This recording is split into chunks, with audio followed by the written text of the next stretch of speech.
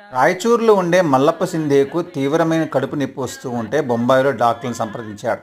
వాళ్ళు కష్టమని పెదవి విరిస్తే స్వామివారి పటం ముందు నిలిచి ఎంతో దీనంగా ప్రార్థించాడు. స్వామి మళ్ళీ బొంబాయి వెళ్ళమని ఆదేశించారు. అలా వెళ్ళిన తర్వాత ఆ డాక్టర్ తనకు వృద్ధ బ్రాహ్మణుడు కల్లో కనిపించి సర్జరీ ఎలా చేయాలో చెప్పాడని చెప్పి సర్జరీ ప్రారంభించారు. అంతా పూర్తయిపోయిన తర్వాత ఆ డాక్టర్ బయటకు వెళ్ళి ఆపరేషన్ థియేటర్లకు మళ్ళీ వచ్చి ఆపరేషన్ ఎలా జరిగిందని అడిగారు.